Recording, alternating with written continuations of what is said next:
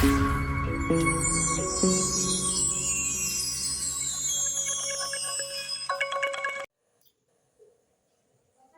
Hind friend.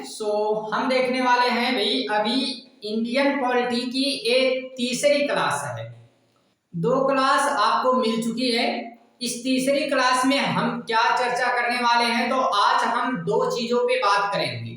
सबसे पहली बात जिसमें हम बात करेंगे अनुसूचियां, ठीक ना। जितनी अनुसूचियां हैं उनके बारे में बात करेंगे। 12 अनुसूचियों के बारे में बात करेंगे आज।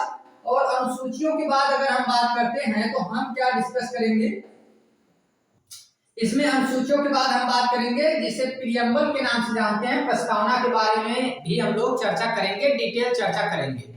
ठीक है, तो 2 टॉपिक आज हमारा टारगेट है। जहां तक भी हम लोग पहुंचते हैं तो देखते हैं भाई, बस ठीक ना, उनके बारे में हम लोग थोड़ा सा चर्चा करते हैं। चलिए, सारी चीजों के बारे में हमने आपको यहाँ से यहाँ तक अभी बता दिया है। ए हमने आपको बता दिया है, ठीक है। ए की चीजें आपको रिवाइज हो गई होंगी।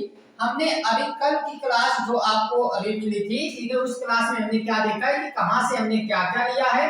तो हमने 1935 के अधिनियम से संघीय योजना, राज्यपाल का कार्यकाल, न्यायपालिका का ढांचा, लोक सेवा आयोग और आपातकाल का प्रावधान हमने ये लिया है। कहां से? 1935 के अधिनियम से। फिर हमने देखा ब्रिटेन से संसदीय शासन प्रणाली, विधि का शासन, विधायी प्रक्रिया, एकल नागरिकता, मंत्रिमंडल व्यवस्था, परम अधिकार ले और फिर द्विसदन। इसी में हमने अमेरिका से देखा मूल अधिकार, न्यायपालिका की स्वतंत्रता, न्यायिक पुनरावलोकन, राष्ट्रपति का महाभियोग और सुप्रीम कोर्ट, हाई कोर्ट के न्यायाधीश को हटाने का प्रावधान और उपराष्ट्रपति का पद। फिर हमने देखा है आयरलैंड से डीपीएसपी, यानी कि हम लोग इसमें लिए हैं डायरेक्टर प्रिंसिपल, यानी इसको कहा जाता है राज्य के नीति निदेशक तत्व। फिर हमने राष्ट्रपति का निर्वाचन, राज्यसभा के सदस्यों का नामांकन। फिर हमने कनाडा से लिया है सशक्त केंद्र, अपशिष्ट सूची, राज्यपाल की नियुक्ति, एससी जो सुप्रीम कोर्ट में परामर्श थी। ऑस्ट्रेलिया से समवर्ती सूची, लोकसभा राज्यसभा के संयुक्त बैठक के बारे में। हमने जर्मनी से लिया है आपातकाल और मूल अधिकार। यूएसए से लिया हमने प्रस्तावना, फंडामेंटल ड्यूटी। और फिर फ्रांस से हमने लिया है समता, स्वतंत्रता, बंधुता। दक्षिण अफ्रीका से हमने लिया है क्या, तो संशोधन। राज्यसभा में मेंबर की बात जो की जाती है वो भी जो है कैसे आते हैं, नामांकन उनका कैसे होता है, इसके बारे में भी हमने यहाँ से स्टार पॉइंट जो बताया था। आपातकाल के दौरान, आपातकालीन स्थिति में आपातकाल की बात कहां से की गई है, तो 1935 से। लेकिन जब इसके दौरान जो फंडामेंटल राइट्स हैं इन पे निलंबन लगाया जाएगा, तो ये कहां से आया है, जर्मनी से आया है। एक 2 बात हमने आपको बताया था जो कि काफी इंपॉर्टेंट थे। ठीक है, बात समझ में आ गई है। आज हम क्या चर्चा करने वाले हैं, तो आज अब हम देखेंगे यहाँ से 12 की 12 अनुसूचियों के बारे में। तो आज हम देखेंगे इस संविधान की जो अनुसूचियां हैं इनके बारे में हम बात करने वाले हैं। संविधान की अनुसूचियां, ठीक है, संविधान की अनुसूचियों के बारे में हम चर्चा करेंगे। संविधान की अनुसूचियां,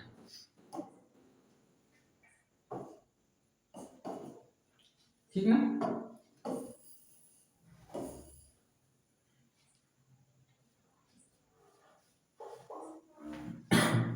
इसमें क्या क्या चीजें देखेंगे, तो सबसे पहली बात, ये 12 अनुसूचियां हैं। पहले इनकी संख्या 8 थी, मूल संविधान में ये 8 हैं। और अभी ये कितनी है, तो अभी इनकी संख्या हो गई है 12। पहले ये 8 थी और आज के समय में, वर्तमान समय में अगर बात करते हैं तो इनकी संख्या 12। ठीक है, इनकी संख्या 12 हो गई है। इन 12 की 12 अनुसूचियों को हम समझेंगे, सारी चीजों के बारे में समझेंगे। कब कौन सी अनुसूची जोड़ी गई है उसके संविधान संशोधन के साथ हम समझते हुए चलेंगे। चलिए टू द पॉइंट बात करते हैं हम एक एक अनुसूची के बारे में। और पहली अनुसूची यहाँ से हमारे पास आ जाती है। पहली बात तो ये अनुसूची है क्या, ठीक है, ये अनुसूची क्या है, इसके बारे में हम क्या बात करते हैं। तो देखिए, जो संविधान में आर्टिकल हैं उन आर्टिकल में एक साथ कई आर्टिकल को रखा गया है। जैसे सिटीजनशिप को हमने रख दिया है 5 से लेकर 11 तक, हमने फंडामेंटल राइट्स को रख दिया है 12 से लेकर 35 तक। तो ऐसे ही जो बड़े बड़े मुद्दे हैं उन बड़े बड़े मुद्दों को हमने किसके अंतर्गत रखा है, सूचियों के अंतर्गत। ठीक है, तो इसीलिए हम इन 12 अनुसूचियों को पढ़ेंगे और 12 अनुसूचियों के बारे में हमको ध्यान देना है। यहां से पहली अनुसूची क्या कहती है, पहली अनुसूची के बारे में हम लोग अगर बात करें तो जो फर्स्ट हमारे पास अनुसूची आती है ये क्या कहती है, इसके बारे में ध्यान देना है। तो पहली अनुसूची से हमें क्या मिलता है, ये बताती है कि भारत अर्थात इंडिया राज्यों का संघ है। यानी कि भारत अर्थात इंडिया, भारत के बारे में बात हो रही है, इसके नाम के बारे में बात हो रही है। और यानी कि भारत अर्थात इंडिया ये जो है ये राज्यों का संघ है।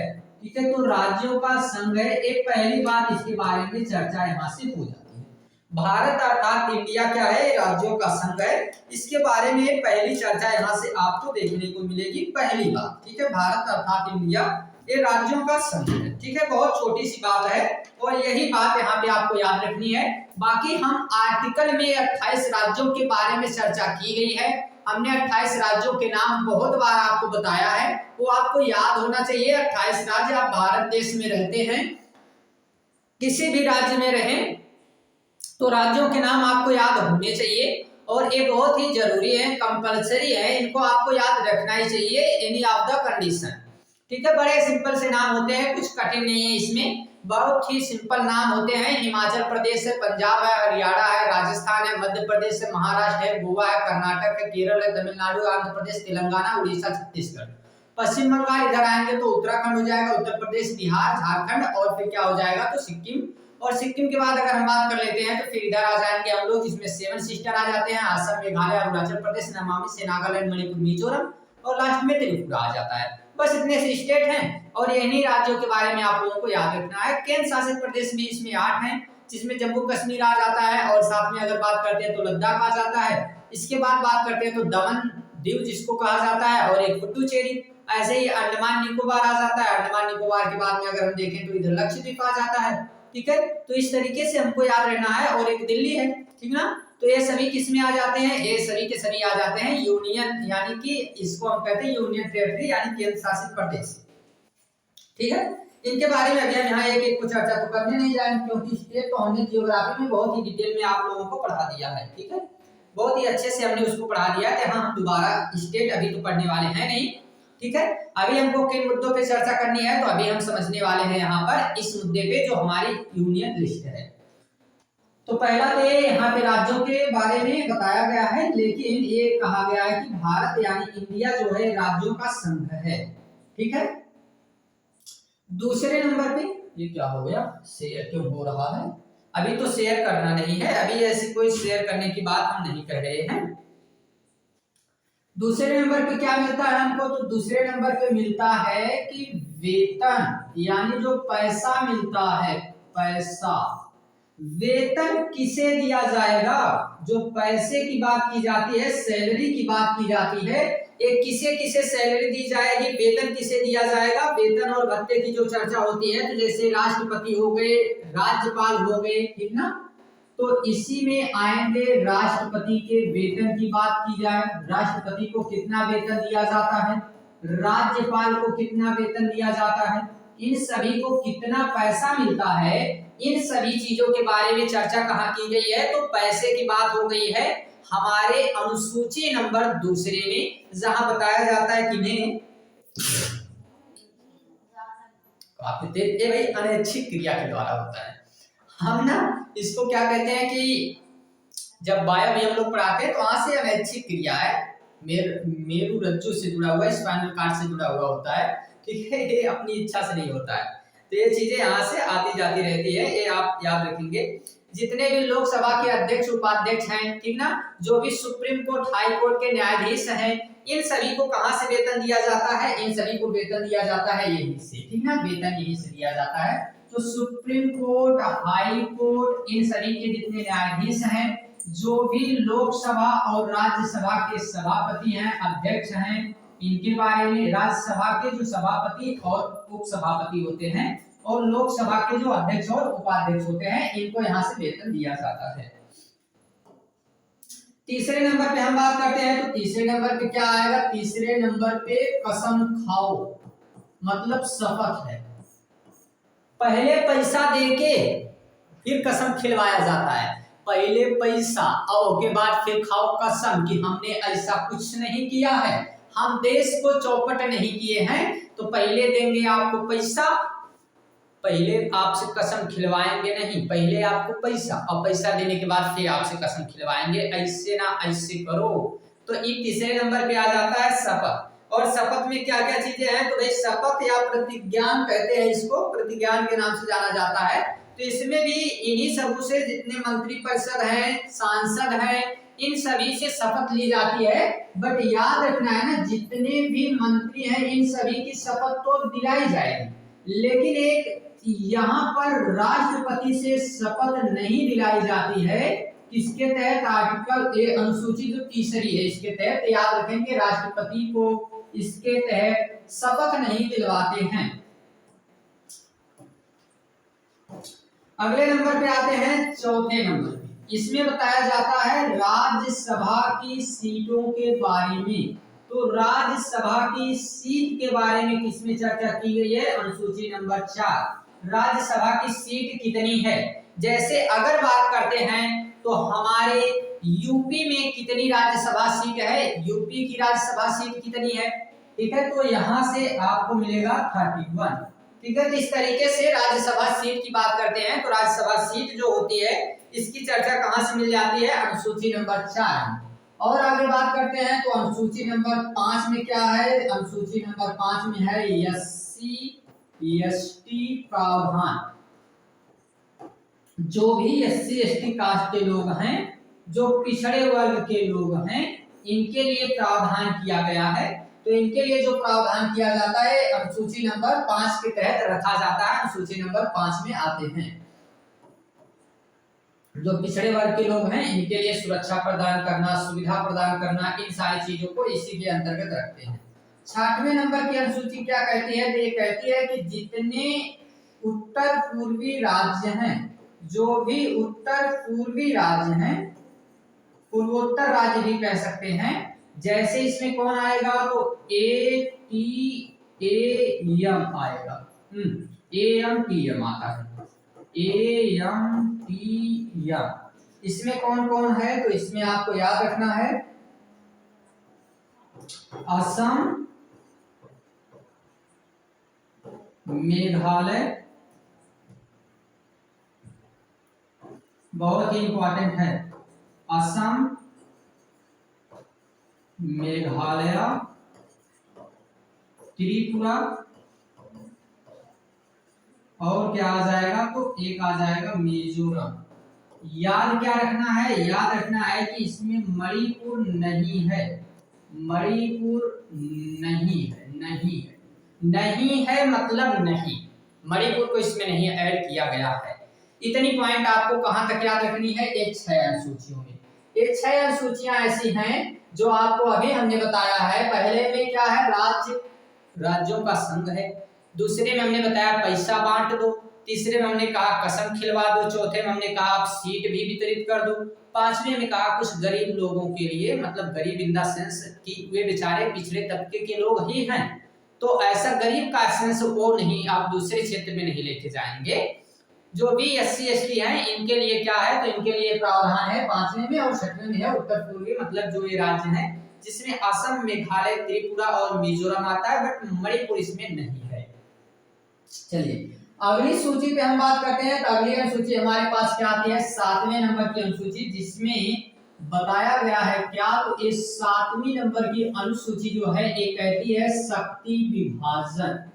ठीक है, इसी के तहत शक्ति विभाजन किया गया है। और शक्ति विभाजन का क्या मतलब है?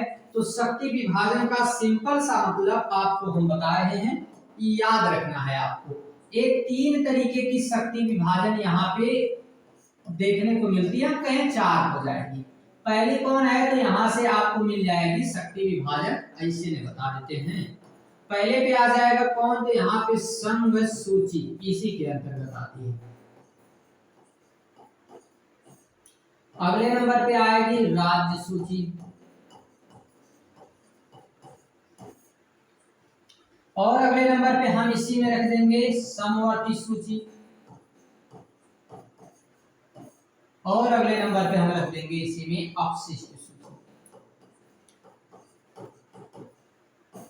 इन चारों के चारों सूचियों को इसी के अंतर्गत रखा गया है बांट के। संघ सूची का मतलब क्या होता है? जिसमें केंद्र का पूरी तरह से नियंत्रण होगा, ऐसे विषय जिन विषयों पर केंद्र का पूरी तरह से नियंत्रण होगा वैसे विषयों को हम नाम देते हैं संघ सूची। इसमें कुल कितने विषय हैं? तो इसमें कुल 100 विषय आते हैं। ठीक है, इसमें कुल 100 विषय आते हैं, जैसे रक्षा का मामला, विदेश का मामला, इन सभी को किसके अंतर्गत रखा जाता है? इन सभी को इन्हीं सूचियों के अंतर्गत रखा जाता है। ठीक ना, इन्हें कहा जाता है कि ये जो है भाई इसी सूची के अंतर्गत आ जाएंगे। ठीक है, तो इन्हें जो है इसके अंतर्गत रखा जाता है। दूसरे नंबर पे जिनमें राज्य का पूरी तरह से नियंत्रण हो, इसे हम लोग राज्य सूची कहते हैं। इसमें कुल कितने विषय हैं? तो 61 विषय हैं राज्य सूची के अंतर्गत। समवर्ती सूची का मतलब है जिसमें दोनों का अधिकार हो, दोनों नियम कानून बना सकते हो, उनको राज्य सूची के अंतर्गत और केंद्र के अंतर्गत नहीं, बल्कि दोनों के लिए हम समवर्ती सूची रखते हैं। इसमें कुल 52 विषय हैं। ठीक है, इसमें कुल 52 विषय हैं और इसे रखा गया है किसके अंतर्गत? इसे रखा गया है समवर्ती सूची के अंतर्गत, इसे रखा गया है। और लास्ट में एक आता है जो अभी नहीं है, ऐसा कोई विषय जो भविष्य में आ सकता है, तो उन्हें हम किस सूची के अंतर्गत रखेंगे? उन्हें हम रखेंगे अपशिष्ट सूची के अंतर्गत। ठीक है, जैसे इन सभी को ऐसे समझना है कि आपके पास एक 4 कमरों का एक घर था, 4 कमरे इसमें हैं, और ये जो 4 कमरे हैं ऐसे याद रखना है आपको।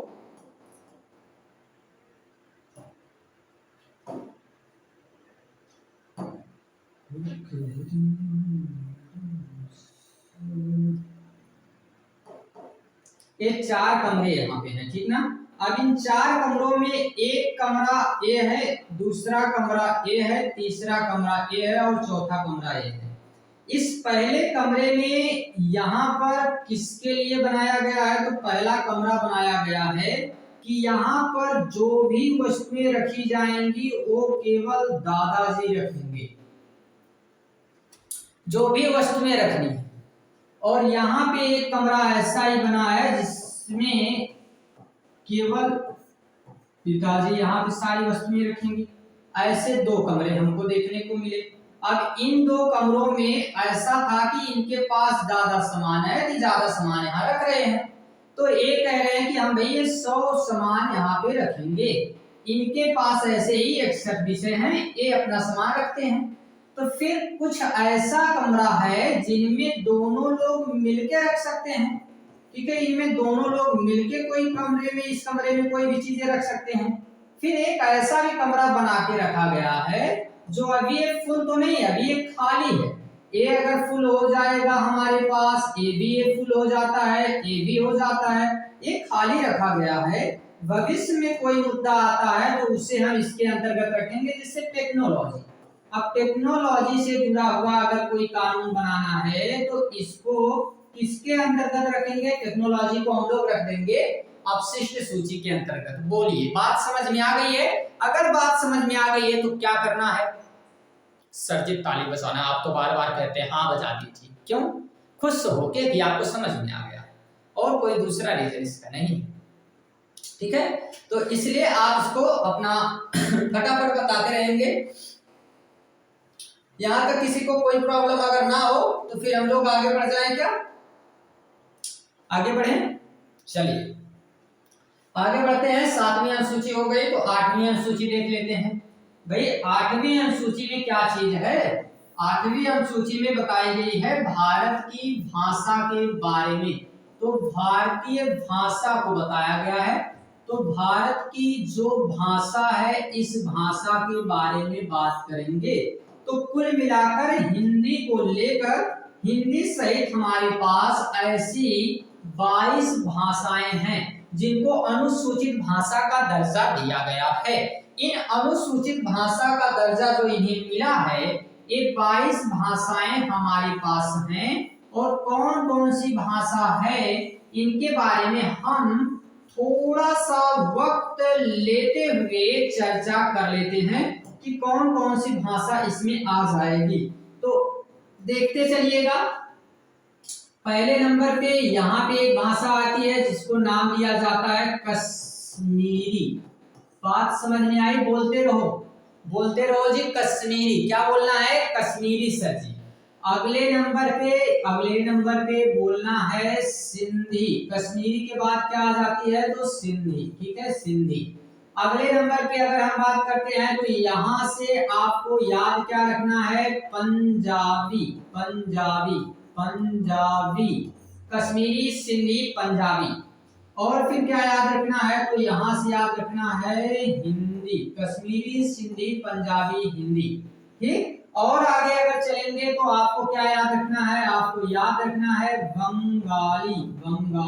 ठीक है। और आगे अगर बात करते हैं तो असमी। क्या याद रखना है जी? असमी याद रखेंगे हम लोग। और आगे बढ़ जाते हैं तो फिर क्या याद रख लेंगे? उड़िया याद रख लेंगे हम लोग। तो अभी तक हमने क्या क्या देखा? कश्मीरी, सिंधी, पंजाबी, हिंदी, बंगाली, असमी, उड़िया, गुजराती, मराठी, कन्नड़, तेलुगु, तमिल, मलयालम, उर्दू, संस्कृत, नेपाली, मणिपुरी, कोंकणी, बोडो, डोगरी, मैथिली, संथाली। ठीक है, ये 22 भाषाओं को आपको आराम से समझते हुए आना चाहिए। तो अभी तक हमने उड़िया देखा, अब हम क्या देख रहे हैं? तो गुजराती देख लेते हैं जी। गुजराती। और फिर क्या है? तो अगले नंबर पे हमने देखा है मराठी। गुजराती के बाद मराठी। ठीक है। और गुजराती मराठी के बाद क्या देखेंगे? तो गुजराती और मराठी के बाद कन्नड़ है सर जी, कन्नड़। ठीक है, कन्नड़। अब क्या देखना है? तो तेलुगु, तमिल, मलयालम। आगे आ जाइए। तेलुगु, तमिल और मलयालम। तेलुगु, तमिल, मलयालम। अब सीक्वेंस में याद रखेंगे, यहां से एक साथ दो को याद रखना है। और कौन कौन याद रखना है? तो आपने इनका नाम तो सुना है, उर्दू और संस्कृत। हाँ सर जी।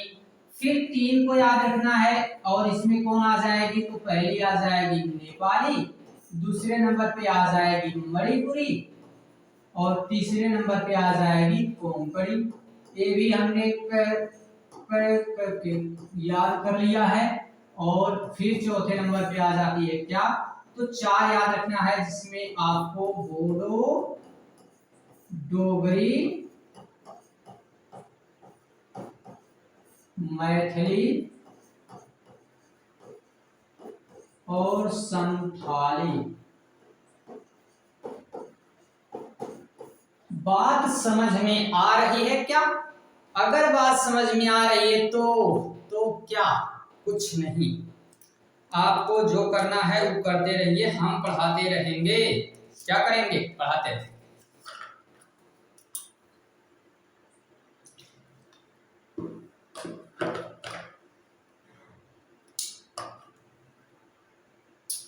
आगे बढ़ें? बोलो तो आगे बढ़ जाएं। हाँ सभी बढ़ जाइए। ई तो 8 थी अभी तक जो मूल संविधान में। अब 9वीं अनुसूची से देखना है, जिसमें संशोधन बड़ा मायने रखता है। संशोधन हर बार पूछा जाता है 9वीं से, ठीक ना? 9वीं से संशोधन मायने रखता है। चलिए आगे आते हैं। तो ये आ गई 9वें नंबर की अनुसूची और इसके बारे में क्या बताना है। तो पहली ये 9वें नंबर की जो अनुसूची है, ये क्या है? तो ये है भूमि सुधार। भूमि सुधार के लिए आई थी 9वें नंबर की अनुसूची, जिसके अंतर्गत क्या किया गया था? तो जो भी आदमी के पास ज्यादा जमीन है, सरकार उनसे जमीन लेके और जिनके पास जमीन नहीं है उनको जमीन दे देती थी। इसे कहते थे भूमि सुधार। अच्छा सर, हमको तो लगता था कि भूमि अगर ऐसी कहीं टेढ़ टाढ़ खाल है तो सही करती थी, तो भूमि सुधार ना जी ना। ए जिनके पास ज्यादा है उनसे लेके कम लोगों वालों के पास दे देना, इसको कहते हैं भूमि सुधार। ठीक है, तो भूमि सुधार ये था। ये पहली बार कब आया था? तो ये आया था भाई 1951 में, 1951 में आया है। और ये फर्स्ट कॉन्स्टिट्यूशन अमेंडमेंट एक्ट के तहत लाया गया, पहले संविधान संशोधन के तहत इसे लाया गया है। और इसे हम लोग भूमि सुधार के नाम से जानते हैं। ठीक है, भूमि सुधार के नाम से जानते हैं, पहले संविधान संशोधन के तहत लाया गया था। ठीक, दूसरे नंबर पे बात करते हैं, तो दूसरे नंबर पे कौन आ जाता है? दूसरे नंबर पे आ जाता है 10वां। ठीक है, अभी इसका जितना केस वगैरह है वो हम आगे समझेंगे। केशवानंद भारती का मामला, ठीक है, वेरूबाई का मामला, और जो इसमें एक गोपाल करके थे, ठीक ना, दो भाई थे गोलकनाथ करके, राजस्थान का मामला, वो सारी चीजें अभी हम नहीं चर्चा करने वाले हैं। ऐसे तो भूमि सुधार के तहत देख लेना चाहिए, बट आगे हम उनकी चर्चा करेंगे। ठीक है, अगर लगेगा तो हम बात आपको बता देंगे, अभी जब इम्पोर्टेंट होगा उनका तो आपको बताया जाएगा। ठीक है, आगे 10वें नंबर की अनुसूची में कौन आ जाते हैं? तो 10वें नंबर की अनुसूची में कहा जाता है कि दल बदल कानून का विरोध। दल बदल कानून जो था इसका जो है ये बताया गया, इसका विरोध किया जाएगा। तो दल बदल कानून का विरोध जो है यहाँ पे किया गया था।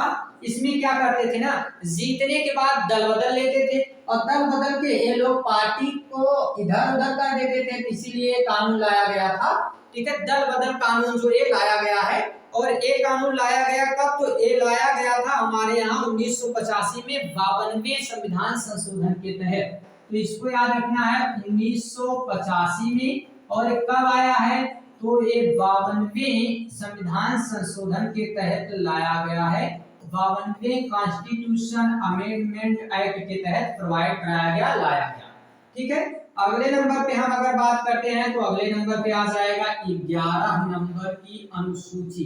ये 11 नंबर की अनुसूची है, और 11 नंबर की अनुसूची में क्या बताया गया? किसमें बता दिया गया है कि भाई हम ना ग्राम पंचायत लाएंगे, ग्राम पंचायत आएगी। और ये जो ग्राम पंचायत आती है इसको 11वें नंबर के इस कानून में लाया गया है। और ये लाया क्यों गया? इसके पीछे गांधी जी का बड़ा योगदान माना जाता है, ग्राम पंचायत के पीछे। ठीक है, उनका कहना था कि हम निचले लेवल तक तभी जा सकते हैं जब निचले लेवल तक संस्थाएं बनाई जा सकती हैं। इसे लाया गया है 1992 में, और वो भी 73वें संविधान संशोधन के तहत, 73वें संविधान संशोधन के तहत इसको लाया गया है। और लास्ट बट नॉट लीस्ट जो आखिरी बच जाता है वो क्या है? तो आखिरी बच जाता है जो 12 नंबर का, इसको कहते हैं पंचायत नहीं, इसको बल्कि नगर पालिका के नाम से जानते हैं। नगर पालिका हम कह सकते हैं, नगर पालिका। ठीक है, और ये लाया गया है कब? तो ये ला दिया गया है यहाँ पर 1992 में ही लाया गया है। इसका भी समय सेम रहेगा, समय नहीं चेंज हुआ, 1992 में ही लाया गया है। लेकिन ये 74वां संविधान संशोधन था और ये 73वां संविधान संशोधन। तो 74वें संविधान संशोधन के तहत इसे ला दिया गया था। ठीक है, बात इतनी समझ में आ गई है अगर, तो आपको क्या करना है, इन चारों के संविधान संशोधन बहुत ही जरूरी है, इनको याद रखना है। ठीक है, बाकी अगर हम बात करते हैं तो एक क्या कहा गया है, एक जो थे न्यायिक समीक्षा की बात की जाती है, इसमें ये याद रखना है कि 9वीं जो अनुसूची है, 9वीं अनुसूची में ये न्यायिक समीक्षा की जा सकती है। इसके लिए कई केस वगैरह हम लोगों को देखने को मिलते हैं। ठीक है, और वो कौन कौन से केस थे, क्या मामला था, कैसे था, तो वो हम प्रियम्बल में आगे समझेंगे। ठीक ना, प्रियम्बल के साथ हम लोग सारी चीजों को समझेंगे। अभी तो बहुत सारे संशोधन वगैरह हमको देखने भी हैं। ठीक है, तो फिर अगले टॉपिक पे हम लोग आ जाते हैं, और अगला टॉपिक हमारे पास क्या है, प्रियम्बल है, जिसे प्रस्तावना के नाम से जानते हैं, प्रस्तावना के नाम से जाना जाता है। ठीक, प्रस्तावना के नाम से जाना जाता है, बट हम चाहते हैं कि प्रस्तावना को एक ही क्लास में एक बार कंप्लीट किया जाए। प्रस्तावना को यहाँ पे हम लोग कंप्लीट नहीं करना चाहते हैं, इसलिए हम लोग क्या करेंगे तो इस क्लास का दायित्व यहाँ पे करेंगे भाई, ठीक है, बहुत लंबी लंबी क्लास अभी हम नहीं इस पे खींच रहे हैं, ये भी अब इस पे भी जल्दी ही क्लास आपको, बहुत लेंथी क्लास थोड़ा सा चाहते नहीं है ज्यादा, एक एक टॉपिक एक बार में हम लोग कंप्लीट करते हुए चल रहे हैं, इससे ज्यादा और बड़ी बातें कुछ नहीं हो सकती हैं। तो ये चीजें भी आप लोगों को जल्दी मिल जाएगी। ठीक है,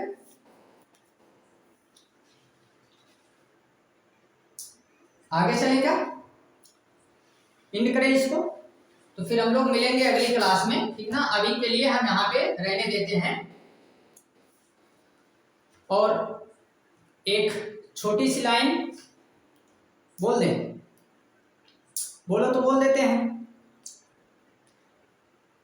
और क्या याद रखना है, तो याद इतनी सी बात ही रखना है कि रस्सी की जंजीर भी तोड़ी जा सकती है, कि रस्सी की जंजीर भी तोड़ी जा सकती है, तेरे लिए दुनिया छोड़ी जा सकती है, और तुझको भुलाकर मुझको ये मालूम हुआ कि आदत कैसी भी हो छोड़ी जा सकती है। ठीक है, तो ये अच्छी बात है, लाइन थोड़ी सी अच्छी है, कोई भी ऐसी आदत नहीं है जिसे आप नहीं छोड़ सकते हैं जीवन में ना। अगर जो खुद से जीत गया, आधी दुनिया तो ऐसे ही उसके सामने हार जाती है, बस केवल वो खुद से जीत जाए। खुद से जीतने वाला व्यक्ति कभी भी हार नहीं सकता है, क्योंकि आधी दुनिया तो उसके सामने पहले ही नतमस्तक हो जाएगी, क्योंकि वह खुद से जीत पाया है। खुद से जीतना इतना आसान नहीं होता है, खुद को संभालना, खुद से जीतना इतना भी आसान नहीं, और जो जीत गया तो फिर उसे हराने वाला कोई नहीं। ठीक है, मिलेंगे हम लोग अगली क्लास में प्रस्तावना के साथ, प्रियम्बर के साथ, तब तक के लिए थैंक